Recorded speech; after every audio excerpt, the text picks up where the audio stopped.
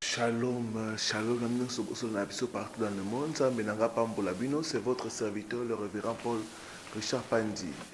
Bienvenue à la suite de l'émission Nabino sur les rêves mystiques et leur interprétation. Tokobon de la vente au banda, papa et comment notre deki le banayo, penakata et le bano va trouver qui va solution à ma problème na bango. Le banango bima, tika et kango la peuple nayo, tika le bano éclairé. Tika le bano peut sa connaissance, le bano chassé ténèbres, le bano kangola batebele. Moni mo santo limito sana elongo, tombo la peine to la kombo na Yesu. Au nom de Jésus, amen. Kolela na ndoto elobaka nini? Kolela na ndoto. Toko tanga verset moko biblique et puis toko expliquer bino kolela na ndoto. Il anéantit la mort pour toujours. Le Seigneur l'Éternel essuie les larmes de tous les visages. Il fait disparaître de toute la terre l'opprobre de son peuple. Tozo bon de l'ensemble. Nasima message oyo a essuyé ma larme dans la combo na Yesu. Yo là à chaque fois ozolo tozo la muka, ozo lela. Toba tubazole la autour na yo eza signe moko malamu te. Kolela na ndoto eza signe que malheur moko ezoya. Eza signe ya chagrin, eza signe ya amertume. Eli koloba ke ennemi ya lingi attaquer yo. Apesa yo to bengaka le peine de douleur. Nazomo de la Zambe ezala kada oti la kombo na Yesu. Bini metengo batu balalaka bakambebele lekaka. Tengo batu balalaka ba alliance salamaka. Tengo batu balalaka ennemi ayaka ko seme ivré. Ayaka ko bebisa ba vie batebele. Yiko nazomo de la Zambe na nzila matia oyo a délivrer na kombo na Yesu. Na bi a délivrer na kombo na Yesu.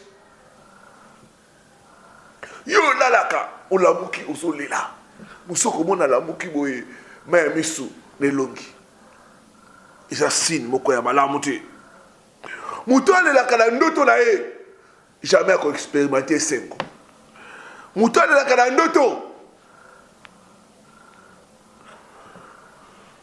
ekozala pasi po amona nzambe ase manifester na vie na yo nazomona nzambe adélivrer na kombo na Yesu.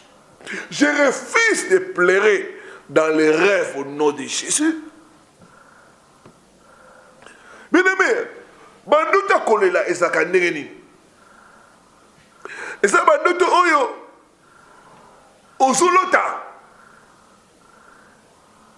ke ozolela mutu moko. Tozolela. Banduta oyo ozomona ba membre ya famille na yo bazolela. Et cause à la papa na yo, et cause à la bande ko na yo, ba cousin na yo, au bon basoli là. Et ça de tomo ko malamu te. Nous nous sommes mona, ba to éviter, basoli là, ndoto. Nous nous sommes au mona. Yo moko ozoli là ba kasi na ndoto. Ya sine moko malamu te.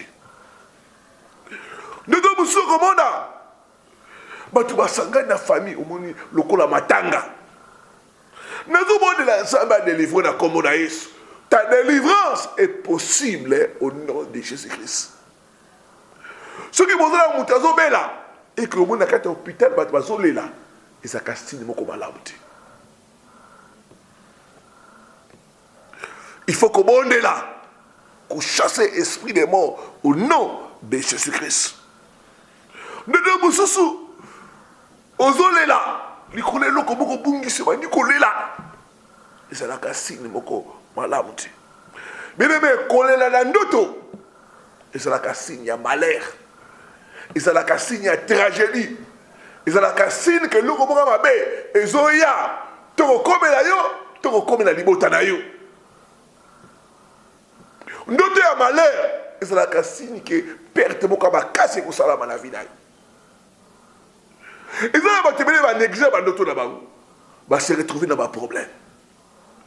Nous avons la canne qui est la combo naïs. Quel que soit partout aux arts, Ngouya aussi peut délivrer la combo naïs. Ils ont touché. Vous savez, nous avons touché là. Tout le monde a fait Menayo.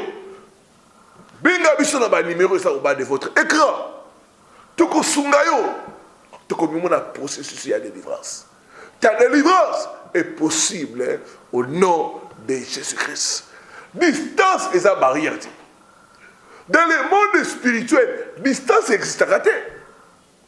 Partout aux arts, prier que qu'on négocie peut débloquer la vie dans la combo naïs. Dans le but qu'on est là, on a programmé et qu'on peut mettre la combo naïs. Par contre, ce qu'on a dit tout d'ailleurs, Benemino Bazole là, ils ont signé une bonne nouvelle. On a dit la zambe si ma matière qu'on les rencontre dans la cave Benemi na yo. Benemino bada collé là, au nom puissant de Jésus. Bon bazo ninga ba mona yo souffrir. Bon bazo ninga ba mona yo osa toujours ba boko pamba. Zambe nanga collé ça bango na kombo na Yesu. Ma tanga ko kota la kana bango na kombo na Yesu. Conséquence nini ya ba rêve ya kolela. Et nous quand liboso to ko remarquer comme conséquence. Moutou azota banduta kolela. Première chose, la mort prématurée et précoce. Banduta kolela. C'est un signe que matanga ezali. Ceux qui ont bondé les points d'un côté, ont chassé à côté. Yo moko soit kokufa, soit mutu boko ya famille, to bana na yo ba kokufa. Liwe kokota. Et c'est que banduta boko malamu te. Il faut tellement la prière. Au Bengala, esprit à mort précoce au nom de Jésus-Christ. Deuxième conséquence, c'est que tu as remarqué blocage. On a moyen de progresser. Donc ça, il faut moyen de progresser. Troisième chose, nous tu as là. Et bien, ma régie, manque de faveur. Tu vas aller au kayo, tu vas aller au Sundolayo. Pourquoi? Parce que dans le monde spirituel, l'ennemi a programmé que tu dois plaire. On a dit que l'ensemble de l'ennemi, comment on a mis sur la combo naïs. Comment on a mis sur la combo naïs. Bon, vous avez dit que l'Isayo, on a confondu au nom de Jésus. Vous aurez remarqué haine sans raison. Vous aurez remarqué abandon. Vous aurez remarqué déception. Quatrième chose, vous aurez remarqué. Ça signe une mauvaise nouvelle. Ce qu'on c'est la mort. Ah, nous sommes désolés pour toi. Ah, tout ça désolé pour Naïo. Tout ça désolé pour Naïo. Tu vas commencer à recevoir des mauvaises nouvelles. Pour que dans l'hôpital, tu vas trouver maladie. Oh, tu as maintenant le cœur gonflé. On a découvert le diabète. On a découvert le cancer. Déjà la phase terminale. Mauvaise nouvelle. Tu as mon attendeur. Tu bébé ici à mon accommodage. Tu bébé ici à mon accommodage. Cinquième chose que vous remarquez, il aura des problèmes de mariage. Et on va la passer. Pour Abala. Pendant la fiançaille. On a une balle de bassa qui toujours bakamako, banyoko la kayo. On a une balle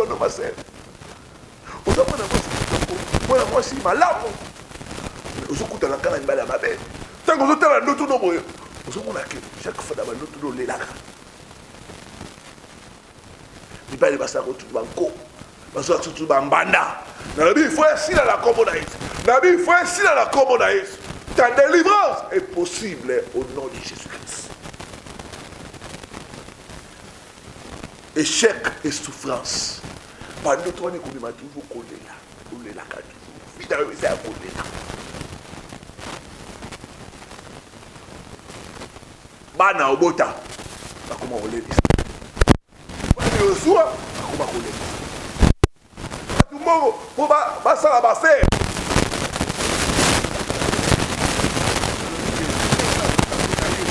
Balinga de l'Union, ma soeur. Fais le pas de la foi. Contacte l'homme de Dieu pour ta délivrance. Pourquoi souffrir avec la foi? Fais comme les autres. Voilà Dieu du Dieu. Amen.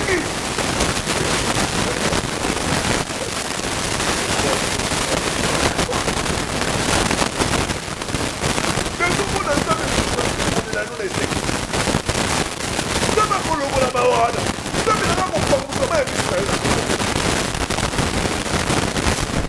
Notre qu'on est là, et me marque désespoir. Notre copie désespéré pour ça qu'on vivre et sauter. Dans le but que délivrance, et ça possible, la combinaison. Distance et sa barrière. Mouya Zaberi Kosibayo, Peko Kangolo na combinaison. Que faire? Première chose, il faut combattre dans la prière l'esprit de souffrance, de deuil et de tristesse qui vous poursuit. Il faut prier. Esprit à matanga, esprit à souffrance, esprit à tristesse. Mais nous sommes dans un combat spirituel. On peut programmer les deuils dans la vie d'une personne. Nous ne combattons pas contre la chair et le sang. Il faut télé, ma soeur. Au bout de cet esprit,